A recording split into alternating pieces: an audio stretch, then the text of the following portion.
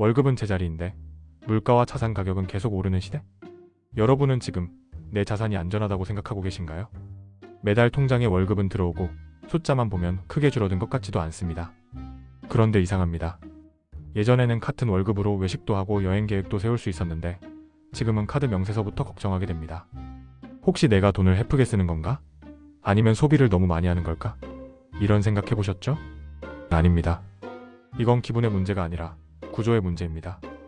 많은 사람들이 소비를 줄여야 한다, 투자를 해야 한다고 말하지만 실제로는 그보다 훨씬 깊은 원인이 있습니다.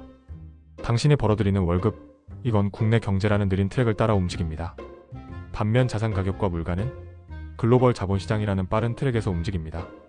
같은 출발선에서 출발했는데 한쪽은 자전거를 타고 있고 한쪽은 고속열차를 타고 있는 셈입니다. 시간이 지날수록 격차는 벌어질 수밖에 없습니다. 이 구조를 숫자로 보면 더 명확해집니다. 2015년으로 돌아가 봅시다. 그때 당신의 연봉은 8천만 원이었습니다. 서울의 원룸 전세를 얻으려면 5천만 원이 필요했죠? 연봉의 약 0.6배 정도였습니다.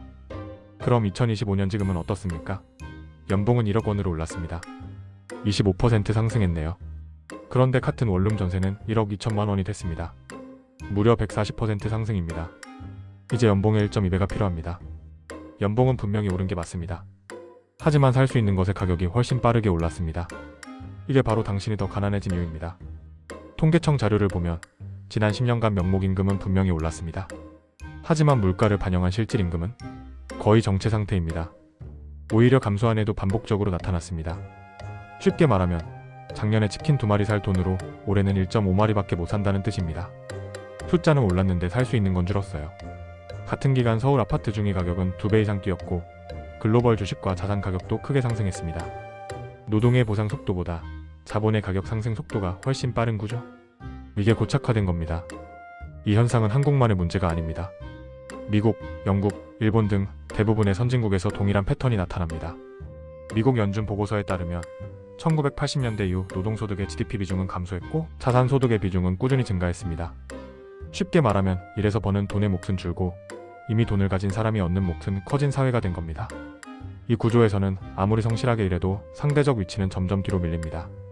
마치 러닝머신 위에서 걷고 있는데 벨트가 점점 빨라지는 것과 같습니다.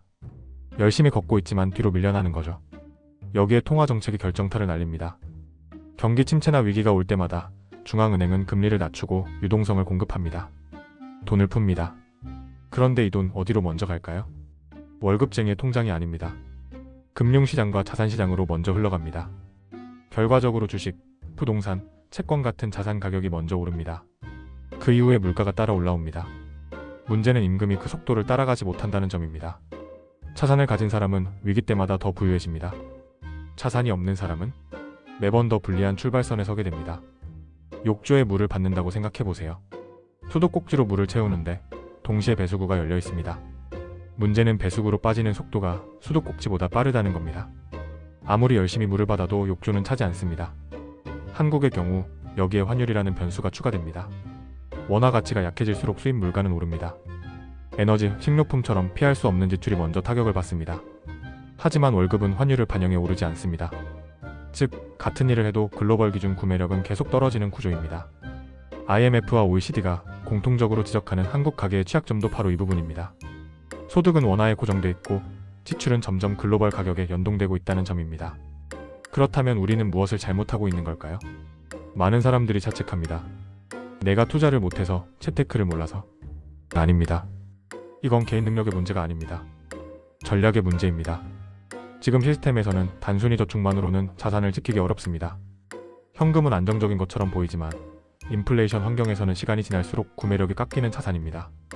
은행 이자가 물가 상승률을 넘지 못하면 통장의 숫자는 늘어도 실질 가치는 줄어듭니다. 그래서 중요한 건 얼마를 버느냐보다 어떤 구조의 자산을 올려놓고 있느냐입니다. 첫 번째, 통화 리스크를 인식하십시오. 모든 자산과 소득이 원화에만 묶여 있다면 그 자체로 위험합니다. 계란을 한 바구니에 담지 말라는 말, 여기에도 적용됩니다. 두 번째, 노동소득과 자산소득의 연결고리를 만드십시오. 월급을 받는 순간 끝나는 구조가 아니라 일부라도 자산 시스템으로 연결시키는 구조를 만들어야 합니다. 월급이 들어오면 자동으로 일정 비율이 자산으로 전환되는 시스템 말입니다. 세 번째, 지출의 성격을 바꾸십시오. 소비를 무조건 줄이는 게 아닙니다. 단순 소비와 구조를 바꾸는 지출은 완전히 다릅니다. 오늘 쓰고 끝나는 돈인가, 미래의 구조를 바꾸는 돈인가를 구분해야 합니다. 해외 사례를 보면 힌트가 있습니다. 독일과 북유럽 국가들은 임금 상승이 느린 대신 개인이 장기 자산 시장에 참여할 수 있는 구조를 제도적으로 만들어 왔습니다. 미국 역시 401k 같은 제도를 통해 노동소득이 자본시장과 연결되도록 설계했습니다. 반면 한국은 여전히 개인이 모든 판단과 리스크를 떠안는 구조에 가깝습니다. 그렇기 때문에 더더욱 개인이 구조를 이해하고 스스로 설계하지 않으면 시스템에 그대로 휩쓸릴 수밖에 없습니다. 우리가 점점 가난해지는 이유는 게으르거나 무능해서가 아닙니다.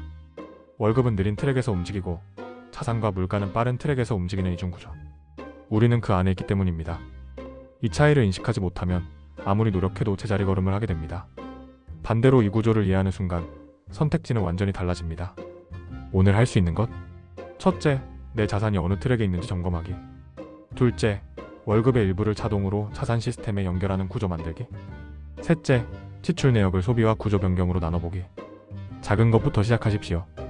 중요한 건 방향입니다. 오늘 영상이 도움이 되셨다면 구독과 좋아요 부탁드립니다. 앞으로도 월급만으로는 부족한 시대를 살아가는 사람의 시선에서 경제 구조를 계속 해석해드리겠습니다. 시청해주셔서 감사합니다.